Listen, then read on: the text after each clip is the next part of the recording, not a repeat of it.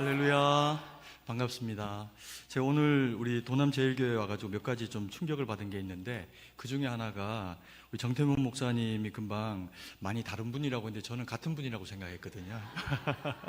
약간 배신감이 좀 느껴지려고 그러는데, 제가 우리 경기노회에 와서 우리 정태문 목사님을 이렇게 처음에는 잘 모르니까 멀리서 이렇게 보고, 또 그리고 이제 조금씩 이제 가까이 이렇게 뵙고 이렇게 하면서 마음에 이제 그런 마음이 들었습니다.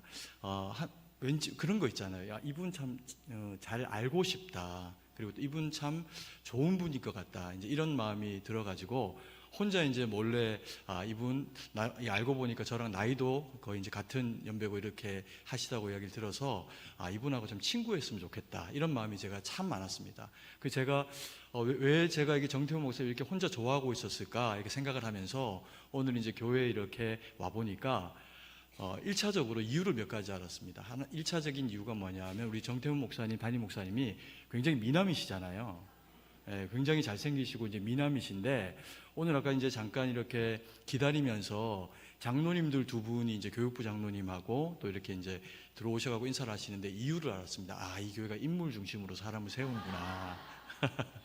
그래서 교회가 너무 이렇게 보기에 좋아 보이는 이제 그런 하나가 제 마음에 이렇게 다가와졌고, 그리고 이제 또 하나는 이 교회를 이제 예배를 드리시는 우리 성도님들의 찬양하는 모습이나 또 이런 교회 정경이나 이런 부분들이 왠지 모르는 참 따뜻함이 있는 것 같습니다. 우리 승동교회도 이제 빨간 벽돌로 이렇게 지어진 오래된 건물인데 들어오면서 입구부터 성도님들이 모여서 너무 밝게 이렇게 이야기를 하시는 그런 모습을 보면서 교회가 참 화평한 곳이구나 이제 이런 생각도 하게 돼서 우리 도남제일교회가 하나님 앞에 정말 귀하게 쓰임받는 교회다 그런 생각이 들었습니다.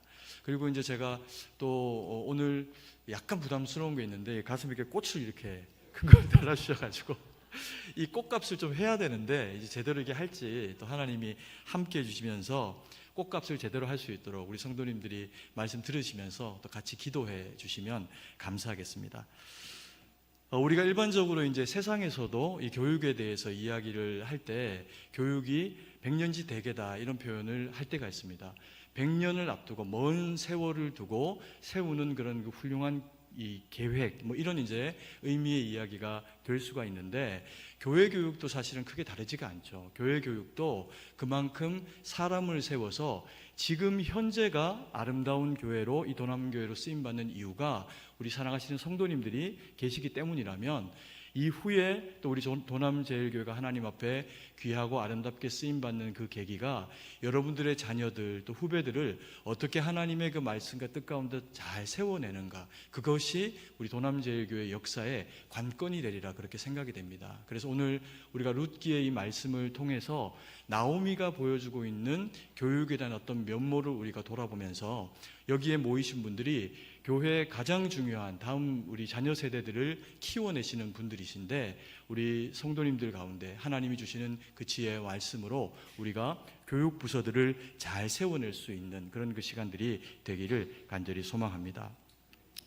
오늘 우리가 본문에 보면은 이제 나오미와 그리고 또 엘리멜렉이라고 하는 사람의 일가의 이야기를 우리가 경험하게 됩니다. 이 이야기 가운데 첫 번째 우리가 좀 새기고 돌아봐야 될 것은 교육의 목적이 어디에 있는가라고 하는 것을 우리가 좀 보게 됩니다. 교육의 그 목적은 바른 것을 가르치고 또 그리고 바른 것을 배웠다라고 하면 배운 것으로 그쳐지는 게 아니라 그것을 삶의 어떤 결정과 행동을 통해 가지고 배운 것이 그대로 드러나도록 하는 것이 교육의 목적입니다. 그래서 양질의 것을 배우고 더 좋은 것을 선택하는 것이 무엇인지에 대한 지혜를 배우면서 배웠다고 하면 그 배움에 티가 나야 되는 거죠. 근데 우리가 이 중요한 교육이 가지는 이 목적, 선택과 결정과 그리고 이 행함에 대한 이야기가 첫 번째 이야기로 보면요, 이 엘리멜렉의 가족에서는 망가지는 것을 보게 됩니다. 그게 참 이제 안타까운 이야기이기는 하지만 그러나 이 망가지는 이야기 가운데서 망가뜨리면 안 되는 이야기를 우리가 함께 다루고 세워가는 그런 이야기들을 우리가 좀 보기를 원합니다. 나오미가 엘리멜렉과 가정을 이루고 또 그리고 살아가다가 이제 기론과 말론이라고 하는 두 아들을 낳게 됩니다. 그리고 인생의 정확하게 어떤 시점인지는 모르지만 고난이 찾아오게 되죠. 이 흉년이라고 하는 먹고 사는 문제에 대한 고난이 그들을 이제 찾아오게 되는데, 이 고난을 해결하기 위해 가지고 선택한 방식이 뭐냐면 모압을 향해서 나아가는 겁니다. 이주를 한 거죠.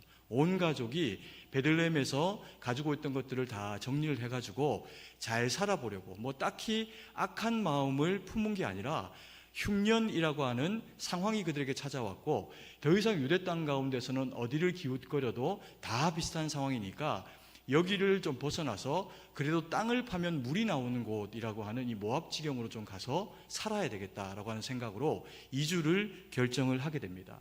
잘 살려고 갔는데 그들에게 멀지 않은 그 시간에 고난이 찾아옵니다. 당장에 가장이, 엘리멜렉이라고 하는 이 가장이 생명이 이제 잃게 되는 그런 그 상황을 맞이하게 되죠. 그리고는 그래도 나오미에게는 희망이 있습니다. 남편이 죽었지만 장성한 두 아들이 있으니까 또 그들이 또 거기에서 가정을 이루어서 살게 된 것을 인하여 가지고 그래도 희망을 가집니다. 좀 잘 살아보려고 또 애를 썼겠죠. 그런데 한 10년이 채 넘지 않은 그런 그 시간들 가운데서 첫째 아들, 둘째 아들이 다 세상을 떠나고 맙니다.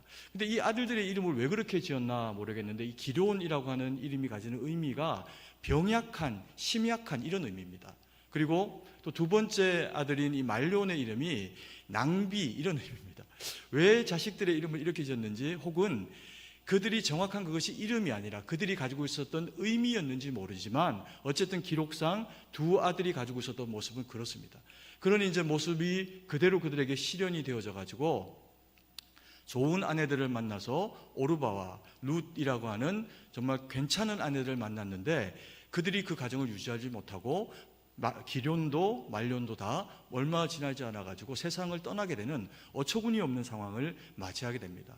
이 나오미가 얼마나 가슴이 무너졌겠습니까? 이 고대 사회에 가정에 남자가 없다, 대표할 자가 없다라고 하는 것은 그들이 기득권을 주장할 수 있는 아무것도 남지 않았다는 것과 똑같습니다. 그래서 흉년을 피해서 모압으로 왔는데, 모압에서 남자들이, 사내들이 다 세상을 떠나게 되는 상황을 맞이하면서 당장 이제 이들이 여기에서 무엇을 주장하고 살 수 있나, 무엇을 먹고 이것을 내 것이다 라고 그렇게 주장하면서 살 수 있는 모든 근거가 다 사라져버린 거죠. 너무 이제 안타까운 상황을 맞이하게 됩니다.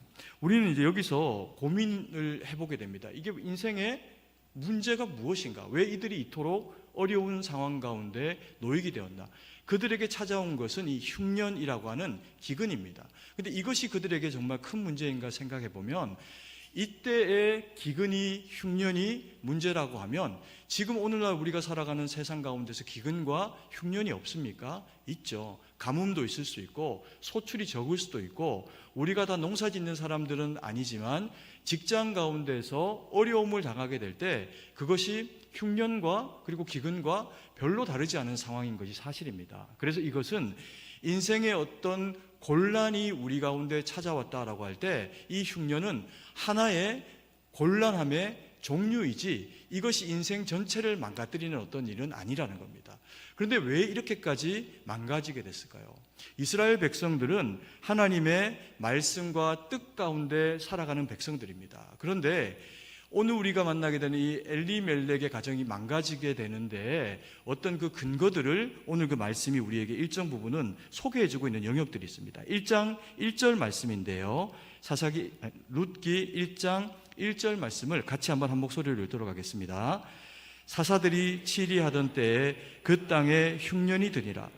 유다 베들레헴의 한 사람이 그의 아내와 두 아들을 데리고 모압 지방에 가서 거류하였는데, 1절이 그냥 평이하게 그 시절이 어떤 시절이었으며 이들에게 어떤 상황이 주어졌나라고 하는 부분들을 설명을 하고 있는데, 여기에서 두 가지의 큰 문제들이 있습니다.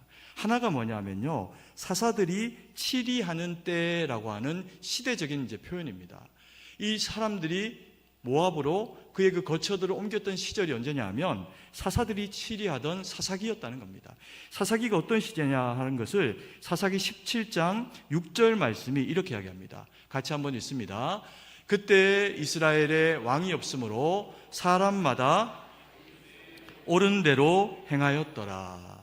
그때 이스라엘의 왕이 없으므로 사람마다 각자 소견에 옳게 행동하는 그런 그 시절이 사사기 시절이 가지고 있는 모습이라는 겁니다. 이 사사기 시절이 왜 각자 소견에 옳은 대로 행하였냐 하면 왕이 없던 시절이기 때문에 이렇게 이야기합니다. 왕이 없으니, 지도자가 없으니 이렇게 하라 저렇게 하라는 것에 대한 명확한 지침이 없었다는 거죠. 그러니까 사람들이 각자 소견에 옳게 행했다는 겁니다. 근데 보십시오, 이게 문제일까요? 사람들이 각자 소견에 그르게 행하였다. 그럼 이게 문제죠. 각자 나쁘게 행하고 살아가니까 이게 문제입니다. 그런데 사사기의 이야기를 우리에게 성경이 뭐라고 들려주냐 하면 각자 소견에 그릇 행한 것이 아니고 각자 소견에 옳게 행했는데 그 결과가 뭐냐면 하나님 보실 때 틀렸다 이렇게 이야기합니다. 각자 소견에 옳은 대로, 내 말이 맞다는 거죠. 누군가 더 옳은 얘기를 해도 내 말이 맞으면 내 말이 맞는 시절이 사사기 시절이라는 겁니다. 그런데 이 이유가 뭐냐 하면 왕이 없으므로라고 하는 표현입니다. 근데 굉장히 재미있는 룻기의 이야기가 펼쳐지는 그 내용들을 보면요, 엘리멜렉의 이름의 의미가 뭔지 아십니까? 하나님이 나의 왕이다라는 의미예요. 그러니까 왕이 계시다는 거예요, 없다는 겁니까? 왕이 계시다는 거죠. 하나님이 왕이시라는 겁니다. 하나님이 우리의 왕이신데 사사가 등장을 하건 왕이 세워지건 이스라엘 백성들에게는 왕이 있건 없건 하나님이 왕이세요. 그런데 그 왕이 없으므로라고 하는 표현을 통해 가지고 이들이 하나님의 말씀을 따르지 않고 하나님의 뜻 가운데로 행하지 않은 것에 대한 이야기를 하고 있는 겁니다. 그래서 자기들 소견에 옳은 대로 어디를 이주해서 떠나야 할 것인가에 대해서 기업이라고 하는 하나님이 물려주신 지키고 살아가야 되는 땅과 이유를 포기하고 그리고는 모압 지역으로 가버렸다는 거죠. 근데 모압을 선택한 것이 왜 문제인가라고 하는 부분을 신명기 23장 3절 말씀이 이렇게 이야기합니다. 신명기 23장 3절 말씀을 같이 한번 읽도록 하겠습니다. 암몬 사람과 모압 사람은 여호와의 총회에 들어가지 못하리니 그들에게 속한 자는 10대뿐 아니라 영원히 여호와의 총회에 들어오지 못하리라.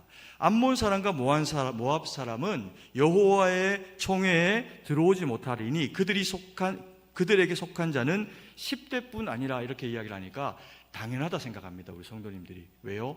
10대들은 천국에 못 간다 이렇게 생각하시는 거죠. 웃으라고 드리는 말씀이었는데 사춘기 아이들이니까. 여기서 말하는 10대가 그 10대가 아니죠. 대를 걸러서 10대가 되어져도 하나님의 총회에 모압 사람들은 들어올 수가 없다 이 얘기입니다. 왜 하나님이 엄격한 그런 규율을 이들에게 적용을 하셨냐 하면 그들의 그 시작이 문제가 있기 때문입니다. 아브라함의 친족으로 롯이 소돔 땅에서 살고 있다가 하나님이 소돔과 고모라를 멸망하시기로 결정을 할 때 그들을 건져내시면서 잠깐 이제 아내도 죽고 롯이 지치고 잠들었을 때 두 딸이 아버지에게 들어가서 아이를 가지게 됩니다. 그래서 낳은 아들이 암몬과 모압이라는 거예요. 그래서 하나님이 이와 같은 가증한 형태의 악한 습성이 이스라엘 사회 가운데 정착되어져서 이게 일정 부분은 당연하고 그럴 수 있는 일인 것처럼 이 악한 일들이 거기에 이스라엘 가운데 세워지게 될까봐 엄히 경계하십니다. 그러면서 모압과 암몬과는 함부로 그렇게 교제하지 못하도록 하시는 그런 조치를 이스라엘 백성들에게 하십니다. 그러니까 이스라엘 백성들이 교육을 통해서 말씀을 통해서 하나님을 왕으로 여기는 자라면 이 부분은 누구나 다 알고 있는 이야기입니다. 모세오경의 이야기를 머릿속에 깡그리 외워서 집어넣어서 잊지 않고 살아가는 민족이 유대인인데 이걸 모를 수는 없는 거죠. 그런데 오늘 본문에서 엘리멜렉의 일가가 보여주고 있는 모습의 그 내용은 뭐냐 하면 그들이 교육을 통해서 최고의 교육을 받습니다. 하나님이 직접 가르치시니까요. 그 최고의 교육을 받고 받은 교육대로 그들이 인생의 곤란함들이 찾아올 때 선택하지를 않더라는 겁니다. 하나님이 가르치셨고 모른다, 배우지 않아서 모른다라고 하면 변명할 수는 있는데 그게 아니라 하나님이 명확하게 가르치셨으니 변명할 수도 없는, 잊어버릴 수 없는 지각, 모압과 암몬과는 섞여서는 안 된다라고 하는 가르침이 있음에도 불구하고 이 엘리멜렉이 하나님을 왕으로 하는 이름을 가지고도 하나님의 말씀을 따르지 않습니다. 그래서 모압 땅으로 나아가서 먹고 사는 문제를 해결하기 위해서 거기에서 많은 것들을 포기하고 살아가게 되죠. 그런데 그것들을 하나님을 따르는 믿음의 선택을 포기했더니, 그리고 또 그들이 배운 대로 살아가는 방법을 포기했더니 그들에게 불행이 찾아오게 됩니다. 흉년은 한 계기에 불과합니다. 그 흉년이라고 하는 문제를 어떻게 처리하느냐의 방식을 배웠는데, 그 배운 대로 교육받은 대로 행하지 않은 결과가 뭐냐 하면 그들이 하나님에게서 복을 얻지 못하는 사람들로 전락된다는 거죠. 교육이 가지고 있는 중요한 한 가지의 가치는 이겁니다. 제대로 된 것을 가르치는 겁니다. 절대로 포기하지 않을 것, 세상 가운데서 그리스도인이 어떻게 살아가야 하는가에 대한 그 가치를 어릴 때부터 가르치는 겁니다. 우리 믿음의 선배님들은 이것을 얼마나 엄중하게 가르쳤던지, 저희가 어릴 때 정도만 해도요, 교회에서 장로님들, 교회 중직들이 외국을 나가시거나 아니면 제주도를 가거나 그렇게 가셨어도 주일은 어디에 와서 예배를 드립니까? 본교회에 와서 예배를 드립니다. 그리고 아이들도 주일학교 시간을, 장소를 그들에게 분리시켜 가지고 요 시간에 9시, 11시에 니네들은 예배 드리는 거야 라고 하는 것을 가르친 이유는요, 그 시간과 장소에 누구를 드리는 겁니까? 예배는 나를 드리는 거다라고 하는 것을 어릴 때부터 가르치는 겁니다. 이것이 어느 순간에 나이가 들면서 아이들이 머리가 굵어지면서 공부 때문에, 심지어는 아이는 교회에 예배 드리러 오려고 하는데 교회 이제 중직인 부모님들이 고3이니까 지금 좀 참아라 이렇게 이제 하시는 경우도 있다는 겁니다. 그렇게 해서 세상과 예배를 타협하는 것이 몸에 익숙해지고 나면 학교 다니면서 혹은 대학교 가서 아르바이트 할 때 또 타협합니다. 그리고 이후에 그리고 나서 결혼하고 장가가고 생업이 달려있는 어떤 직장 생활을 해야 하는데 주일과 출근 가운데 어떤 것을 선택할 것 같습니까? 당연히 그들의 그 현실을 선택하는 방법으로 익숙해 왔기 때문에 고민할 필요 없이 세상으로 가버립니다. 많은 부분을 우리가 놓치고 살아간 것이 사실이죠. 그래서 지금이라도 우리의 사랑하는 자녀들에게 더 중요한 게 무엇인가? 진짜 중요한 게 무엇인가? 기근을 이기는 방법인가? 흉년을 이겨내는 방법인가? 그게 아니라 흉년이 와도, 때로는 먹거리가 떨어져도 하나님 말씀 붙잡고 살아가는 것이 그리스도인이 보여야 될 당연한 모습이고, 그것이 우리에게 생명과도 같은 것이다. 그것을 전하는 것이 교회 교육이라는 거죠. 그래서 이것을 양보하지 않고 아이들에게 선택할 수 있는 기회로 가르쳐내서 시간이 지날수록 우리의 자녀들이 더욱이 하나님의 말씀과 뜻 가운데 세워지는 우리 도남 제일교회가 되기를 간절히 소망합니다. 그리고 두 번째로 교육이 가지는 의미 중에 하나는요, 인생에 살다 보면은 비상 상황이라고 하는 위기의 상황이 옵니다. 그 위기의 상황에 가져야 되는 신앙 교육이 뭐냐면요, 여호와께로 돌아오는 것이 길이다라고 하는 것을 가르쳐야 됩니다. 인생에 살다 보면 문제들이 찾아올 때가 있습니다. 폭풍도 오고 실직도 경험하기도 하고, 농작물을 열심히 심었는데 말라서 열매가 달리지 않는 경우를 경험을 할 때도 있습니다. 그러면 우리의 인생 가운데 어떤 문제가 찾아오면 지혜로운 사람들은 1번 문제가 왔을 때 그것을 내 삶의 말씀에 대입합니다. 혹 하나님이 기뻐하시는 일이 아닌가? 그런데 여기에서 좀 고집스럽고 지혜가 부족하면 1단계 정도는 그냥 원래 이런 일이 있을 수 있어 라고 생각하고 지나갑니다. 그리고 나서 한 2단계에 또 조금 더 무거운 인생의 무게가 찾아오면 지혜로운 사람은 그때라도 돌이켜서 하나님에게로 돌아갑니다. 이게 신앙 교육이죠. 이스라엘 백성들은 후대에게 가르칩니다. 너희가 만약에 문제가 생겨서 하나님이 너희를 벌하시거든, 그리고 너희가 이방 가운데로 끌려가거든, 예루살렘을 향해서 하나님의 전을 향해서 기도해라. 그러면 하나님이 너희를 회복하시고 돌아오게 하실 거다. 이것을 가르쳐서 아는 민족입니다. 엘리멜렉이 모압으로 가서 가정을 그렇게 꾸리고 살아가다가 1차로 엘리멜렉이 세상을 떠나버립니다. 그러면 첫 번째 고난, 남편이 세상을 떠난 게 이게 얼마나 큰 고난입니까? 그러면 나오미에게 지각이 있으면서 그때 되면 이제 나오미가 그래도 조금 더 영향력을 발휘할 수 있었을 텐데 아들들이 가기를 싫어했는지 어땠는지 이유를 알 수는 없지만 돌아가지 않습니다. 그리고 시간이 얼마 지나지 않아서 누가 먼저인지는 정확하게 알 수 없지만 기론과 말론이 순차대로 세상을 떠나고 맙니다. 그래서 1차 시험, 2차 시험, 4차 시험으로 3차 시험으로 3명의 사내가 그 집안에서 다 몰락하게 되는 이제 어처구니 없는 어려운 상황을 맞이하게 된 거죠. 그리고 나서 그나마 나오미가 지혜를 발휘합니다. 어떤 지혜를요? 돌아가야겠다라고 생각합니다. 어느 기회를 통해서 막막하게 집 앞에서 울고 있고 낙심해 있었겠죠. 그런데 누군가가 지나가면서 하는 바람 같은 이야기를 듣습니다. 하나님이 이스라엘 백성들을 유대 땅을 돌아보셨다, 긍휼히 여기신다라고 하는 소식을 듣게 됩니다. 그러면서 정신이 번쩍 나서 나오미가 하게 된 인생의 두 번째 위기이지만 그래도 지혜로운 선택을 한 것이 뭐냐 하면 여호와께로 돌아가야 되겠다, 베들레헴 하나님의 떡집으로 돌아가야 하겠다라고 하는 결정을 하게 됩니다. 이 결정이 왜 중요하냐면요, 떠나왔습니다. 모압으로 떠나와서 하나님의 말씀을 저버린 선택을 했더니 그가 하나님에게서 받았던 모든 기쁨의 요소들, 남편, 아들 둘 모두를 다 잃어버리는 결과가 그에게 주어지게 됩니다.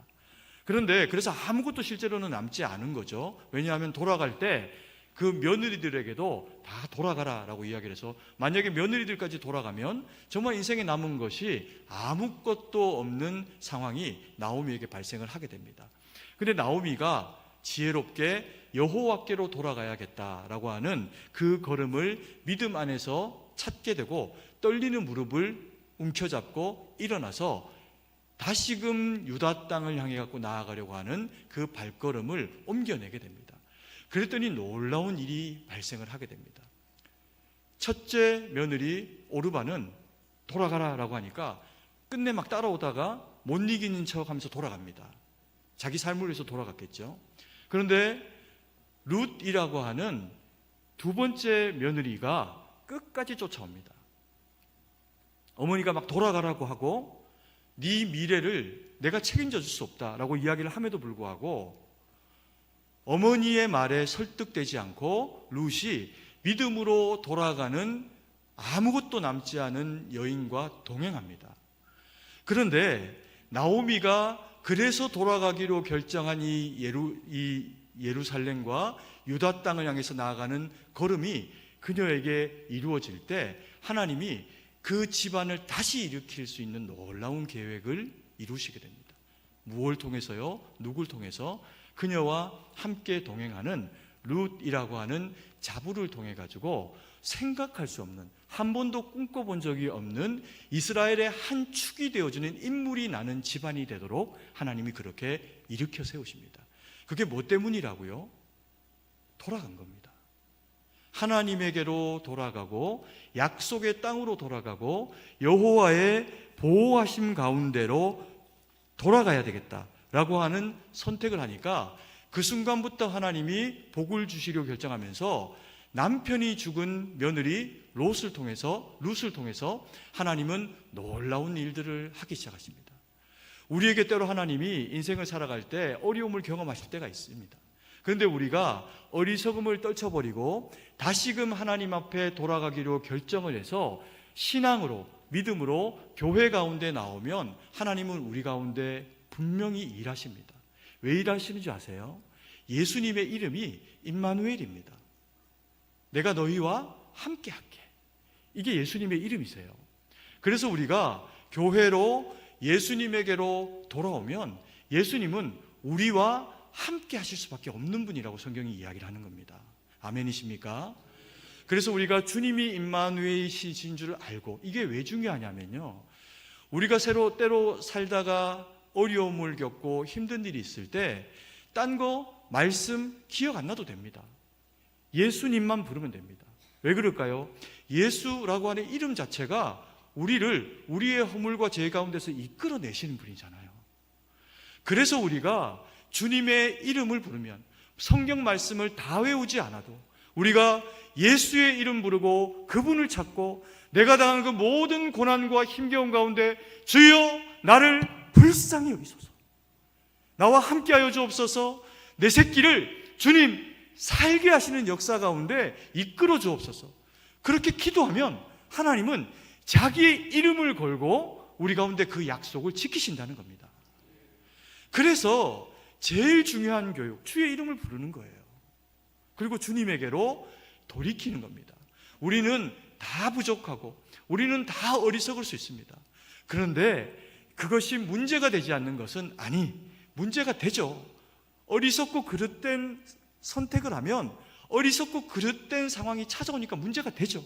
그러나 그럼에도 불구하고 나오미를 통해서 교육이 가지는 중요한 의미 하나가 뭐냐면 돌아가야 할 곳이 어딘지를 알아라. 돌아가야 할 대상이 누구인지를 알아라. 끝까지 믿고 의지해야 할 대상이 누구인지 알아라. 그게 교육이라는 겁니다. 누구입니까? 주 예수 그리스도이십니다. 그걸 가르치셔서 때로 우리의 자녀들이 우리가 어리석음 가운데 떨어질 때 있어도 그 주님의 이름을 떠올려주며 누군가는 나를 위해서 울며 기도해주는 그 은혜로 성령 하나님의 임재하심이 연약한 중에 처해 있는 우리의 자녀들에게 찾아가 주셔서 그들로 하여금 다시 이 빈자리를 채우고 하나님 영광 돌리게 하는 교육의 능력이 우리 도남제일교회 가운데 있기를 간절히 소망합니다. 그리고 세 번째로 나오미를 통해서 배우는 교육에 대해서 돌아보면요, 교육은 결국엔 뭐냐 하면 사람을 귀하게 여기는 거라는 겁니다. 나오미를 통해서 우리는 그것을 배울 수가 있습니다. 나오미의 이 불행이 극복되어지는 계기의 1번은 신앙을 회복하는 겁니다. 돌아가는 거였습니다. 그런데 나오미에게는 아무것도 남지 않았습니다. 두 자부도 보내려고 결정을 했으니까 남은 것이 아닙니다. 우리 16절, 17절 말씀을 같이 한번 읽어보겠습니다. 룻이 이르되 내게 어머니를 떠나며 어머니를 따르지 말고 돌아가라 강권하지 마옵소서. 어머니께서 가시는 곳에 나도 가고 어머니께서 머무시는 곳에서 나도 머물겠나이다. 어머니의 백성이 나의 백성이 되고 어머니의 하나님이 나의 하나님이 되시리니 어머니께서 죽으시는 곳에서 나도 죽어 거기 묻힐 것이라. 만일 내가 죽는 일 외에 어머니를 떠나면 여호와께서 내게 벌을 내리시고 더 내리시기를 원하나이다 하니라. 이게 어떤 내용인지 우리가 너무 잘 알죠. 나오미가 아무것도 남지 않았으니까 며느리들로 하여금 자기 민족으로 돌아가라고 합니다. 살 길을 찾으라는 거죠. 나하고 함께 해가지고는 너희의 미래가 보장되지 않는다는 거예요. 내가 지금 장가가가지고 또 너희들을 위해서 아들들을 낳아줄 수 있는 상황이 못 된다. 말이 안 되는 상황이다. 그러니 너희들은 돌아가서 자기의 삶을 경영할 수 있도록 그렇게 배려한 겁니다. 그랬는데 오르바는 그 와중에 이제 떠나가게 되고, 오늘 우리가 읽은 본문의 말씀은 룻이 어머니에게 한 이야기입니다. 근데 단순히 이제 룻이 하고 있는 이 이야기에 대해서 보면요, 단순히 내가 어머니하고 함께 하고 있다는 이야기가 아닙니다. 이것은 신앙의 고백입니다. 철저하게 어머니를 통해서 경험한 하나님에 대한 깊은 이해를 가지고 있어요. 설명에 대한 부분이 아니라 실존적인 의미에서 룻이 얼마나 어머니가 만난 어머니의 하나님에 대해서 깊이 이해하고 있는지를 보여주는 장면입니다. 절대로 떠나가지 않겠다는 거예요. 이게 복이라는 것을 나는 알고 있다. 이것을 놓치지 않겠다. 이게 나의 미래다. 이런 고백을 하고 있는 겁니다. 그런데 이 고백이 정말 놀라운 것은 나오미하고 룻이 둘 다 대단한 여인입니다. 왜냐하면요, 나오미는 정확하게 어떤 삶을 모압에서 살았는지를 성경이 이야기하고 있지 않습니다. 단지 우리가 그것을 미루어 짐작할 수 있게 하는 대상이 누구냐 하면 룻일 따름입니다. 룻의 이야기를 통해 가지고 나오미와 룻과의 관계를 보면 나오미는 정말로 룻과 오르바를 위해서 이야기합니다. 그리고 룻은 정말 자기 어머니를 존중합니다. 그리고 함께 하길 원합니다. 그래서 그의 어머니의 하나님인 나의 하나님이시기를 원한다라고 그렇게 이야기하고 있습니다. 근데 그 어머니의 하나님이 어떤 하나님이세요? 어머니의 하나님은 따지고 보면 현실적으로 믿음이 연약한 모압 여인 룻의 입장에서 보면 모든 걸 다 앗아가신 분입니다. 살겠다고 왔고 뭐 특별히 잘못한 것도 아니고 그냥 여기에서 정착해 살면서 누군가를 만나고 가정을 이루고 살았는데 하나님이 어떻게 대하셨어요? 엘리멜렉을 데려가 버리셨습니다. 집안의 가장을 데려가 버리셨어요. 그리고는 두 여인이 이제 남았는데 이 젊은 여인이 자기들의 미래를 책임져 줄 자녀를 얻지도 못한 상태에서 또 자신들의 남편을 떠나보내게 됩니다. 며느리 입장에서 이렇지만 시어머니 입장에서는 남편을 잃었어요. 하늘이 무너졌을 겁니다. 그런데 또 하나의 하늘이 무너집니다. 두 아들이 다 세상을 떠나버린 거죠. 얼마나 가슴이 아프고 힘든 상황이 주어졌겠습니까? 그런데 무슨 어떤 의미의 하나님을 보여주고 살았는지 룻이 그런 하나님에 대해서 이야기를 하지 않아요. 모든 것을 다 어머니에게서 앗아가 버린 하나님을 바라보고 있으면서 그 어머니가 하나님을 어떻게 바라보는가를 보면서 하나님이 어떤 분인가에 대해서 재해석합니다. 모든 것이 다 없어져도, 하늘이 무너져도, 남편이 세상을 떠나도, 내가 내 백성 가운데로 돌아가지 않아도 하나님은 나의 어머니의 하나님일 뿐만 아니라 나의 하나님이시기도 하다는 겁니다. 여러분, 이것을 어떻게 설명할 수 있을까요? 설명할 길이 없습니다. 왜요? 성경이 설명하고 있지 않아요. 그런데 설명하고 있지도 않은 하나님을 룻은 가슴으로 믿습니다. 원망하지 않아요. 시어머니 나오미도 원망하지 않습니다. 하나님을 원망하는 구절이 없어요. 여러분, 우리가 성경에서 욥이라고 하는 동방에서 지혜롭고 부유한 자를 압니다. 그가 몸에 병이 걸리고 자식들이 다 떠나가고 세상을 떠나고 그리고 엉망진창이 될 때 그의 아내가 한마디 남기고 떠납니다.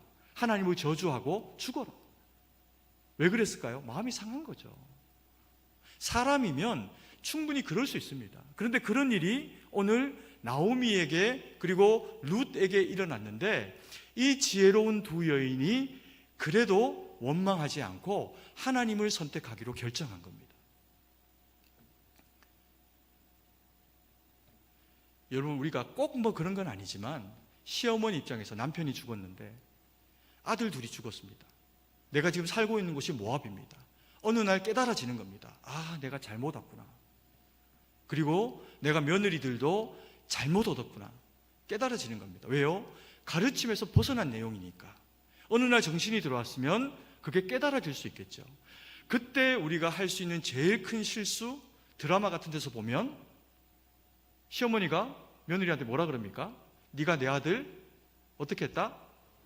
그렇죠. 이렇게 잡아먹었다고 하는 거죠. 사람은 누구나 원망하고 싶습니다. 그래야 내가 살 길이 마음에서 생기기 때문에.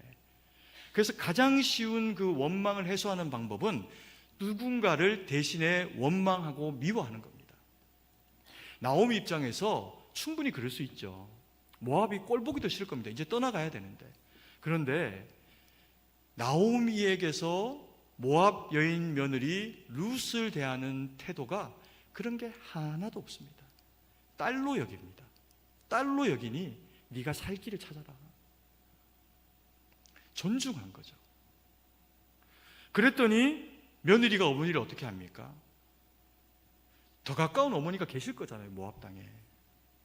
그런데 자기 시어머니를 엄마로 여깁니다. 그리고 그 인생을 책임집니다. 이삭 줍게 하면서. 원망은 원망을 낳습니다. 교육이 가지는 가장 큰 힘은, 기독교 교육이 가지고 있는 가장 큰 능력 중에, 가르침 중에 귀한 것이 뭔지 아십니까? 원수를 어떻게 해라? 사랑하라는 거예요. 우리는 원수는 미워해야 하는 것이라고 당연히 알고 있습니다. 옛날 개그맨이 했던 이야기 중에서 혹시 이걸 기억하시는 우리 저연배 정도에는 아실 수도 있을 것 같은데, 복수 심야 알복수, 이게 무슨 말인지 아십니까? 복수는 알복수를 낳는다, 이런 말이에요. 개그맨이 한 얘기인데 아무도 안 웃으시네. 진짜 진지한 노래입니다. 약간 지금 땀이 났습니다. 이게 지금 선풍기가 틀어져 있는데도 땀이 나네. 진지한 교회, 교육이 살아있는 우리 도남제일교회는 웃지 않고 교육을 그대로 받는 능력이 있는 교회입니다. 원망하지 않고, 반대로 원망을 하면 반드시요 악은 악을 낳게 되어 있습니다. 누가 먼저 선이었는지를 기억하지 않습니다. 악은 또 다른 악을 낳게 되어 있습니다. 그런데 믿음의 교육은 원수를 사랑해라 라고 이렇게 말씀하십니다. 그래서 원수된 우리를 주님이 십자가로 구속하셨잖아요. 그게 이루어지게 하라는 겁니다. 그래서 교육이 나오미를 통해서 무언가라고 하는 것을 우리가 돌아볼 때, 교육은 사람을 얻는 거라는 겁니다. 여러분, 이게 왜 교육이 사람을 얻는 거여야 할까요? 우리가 신앙생활 하면서 애들을 다 키워놓습니다. 그런데 경우에 따라서는 선생님들 중에 막 너무 엄한 분, 학교 선생님보다 더 엄한 분이 있고, 그래가지고 애들이 상처받고 교회를 떠나는 경우가 옛날에는 있어요. 요즘은 별로 없는데 옛날에는 왕왕 있었습니다. 왕왕. 그런데 교육이 무엇이라는 겁니까? 교육은 교육 자체가 목적이 아닙니다. 교육은 남기기 위함입니다. 나하고 같은 영적인 DNA와 영적인 지식을 가지고 있는 후대를 남기기 위해 가지고 하는 것이 교육입니다. 그러면 교육이 목적이 제대로 된 가르침으로 말미암아 되어진 결과가 뭐냐 하면, 교육은 교육을 낳는 게 아니라 교육은 사람을 낳는다는 거죠. 나오미가 우리에게 보여주고 있는 이 교육의 핵심이 뭐냐 하면, 교육은 사랑이다, 교육은 감동이다라고 하는 것을 우리에게 이야기해 주고 있습니다. 여러분, 어처구니 없는 일을 당했습니다. 그리고 그 어처구니 없는 일을 당한 시어머니가 며느리에게 떠나가라라고 이야기하는데, 그 며느리가 하고 있는 이야기를 보면, 룻이 이르되 내게 어머니를 떠나며 어머니를 따르지 말고 돌아가라 강권하지 마옵소서. 어머니께서 가시는 곳에 나도 가고 어머니께서 머무시는 곳에서 나도 머물겠나이다. 어머니의 백성이 나의 백성이 되고 어머니의 하나님이 나의 하나님이 되시리니, 어머니께서 죽으시는 곳에 나도 죽어 거기 묻힐 것이라. 만일 내가 죽는 일 외에 어머니를 떠나면 여호와께서 내게 벌을 내리시고 더 내리시기를 원하나이다. 여러분, 이 말을 들을 때 한 단어 마음에 남지 않습니까? 이것은 감동입니다. 감동. 나오미가 도대체 며느리를 어떻게 가르치고 어떻게 됐을까요? 몇 시 되면 성경 공부 시간에 모아서 가정 예배 드리고, 그랬는지 않은지 알 수 없습니다. 오히려 한국교회 많은 가정 가운데요, 가정 예배를 하나님 앞에 철저하게 들어갔고 믿음으로 자녀들이 잘 세워진 가정이 있고, 또 다른 어떤 가정은 그래갖고 막 예배가 진절머리가 나는 자녀들을 양산하기도 했습니다. 관건은 그게 아니라는 거예요. 뭐라는 겁니까? 그게 가정이든 그게 교회이든, 성도와 성도가 만나고 목사와 성도가 만나고 교사와 학생들이 만나면 그 가르침의 내용은 무엇이어야 한다는 겁니까? 사랑이어야 한다는 겁니다.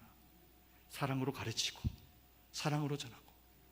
제가 아까 이제 우리 목사님 저를 소개해 주실 때 130년 된 교회의 담임 목사로 제가 부임받아서 왔습니다.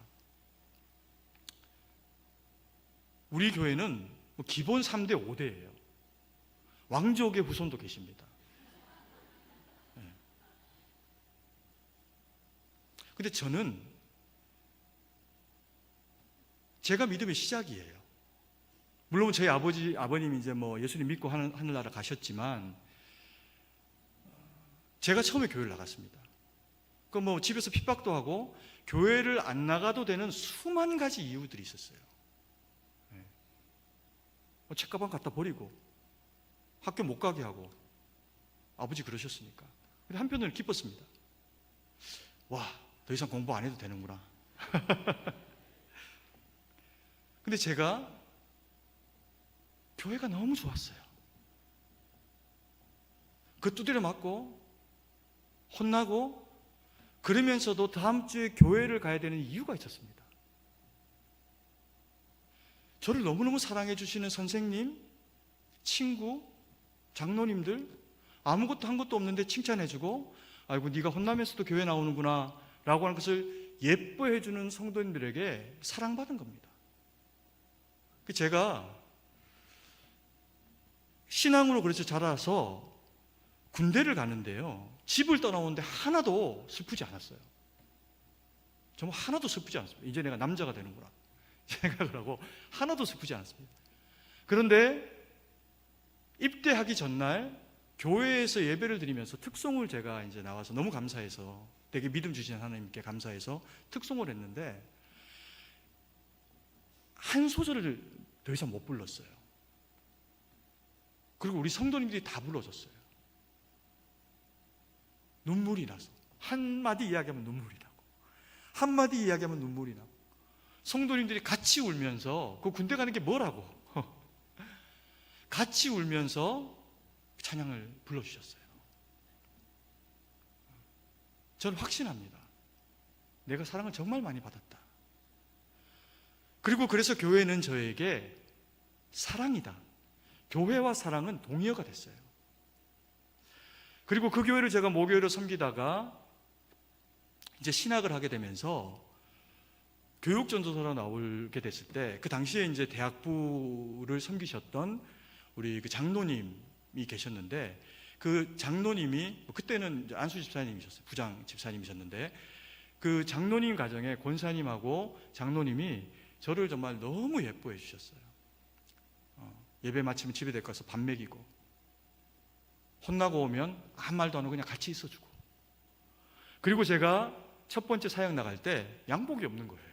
사역은 나가야 되는데 이야기하지도 않았어요.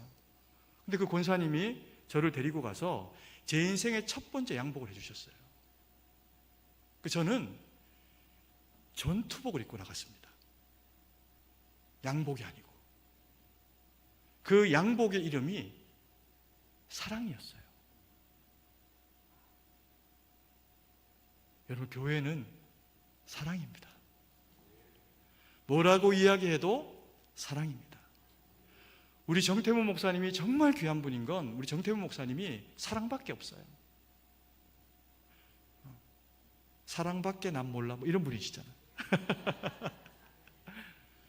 제가 같이 이렇게 보니까 마음이 너무 따뜻하고 같이 있으면 제가 행복해져. 제가 오늘 어떤 특별한 말씀이 하나도 없지 않습니까? 제가 전한 것 중에서. 그런데 이게 특별하지 않아도 되는 이유가 뭐냐면, 제가 와보니까 도남제일교회가 이미 이런 교회인 거예요. 맞습니다. 차에서 내려서 이렇게 안내받아서 이렇게 오는데 1층에서 동네 아주머니들 같은 분들이 모여가지고 이제 이야기를 하고 계시는데, 그게 너무 정겨운 거예요. 아, 가족이시구나. 따뜻하구나, 이 교회가. 목사님, 또 그리고 잠깐 제가 소개할 때 말씀드렸지만, 방에 들어오신 두 분 장로님이 얼마나 정중하신지, 멋쟁이시고, 인물 중심으로 뽑는 인간적인 모습이 좀 있기는 하지만, 그래서 보니까 이 도남제일교회가 정말 하나님 안에서 미남 미녀들만 모여 계시네요. 주님 보실 때 아름다운 게 제일 아름다운 겁니다. 말씀 정리하겠습니다. 다른 거 특별한 거 하나 없고 주님을 가르쳐 주십시오. 인생의 어려움이 찾아왔을 때 돌아가야 할 길이 있다. 그 길이 The Way, 진짜 길이 되시는 우리 주님이다. 그리고 그 주님 붙잡고 살아가면서 우리가 서로가 서로에게 능력이 되고 교육이 되어줘야 되는 것은 무엇이다? 사랑이다. 그 사랑 실현해서 이 대한민국 가운데, 세계 가운데 가장 하나님 앞에 사랑으로 귀하게 쓰임되는 우리 도남제일교회 성도님들 되시기를 간절히 소망합니다. 기도드리겠습니다.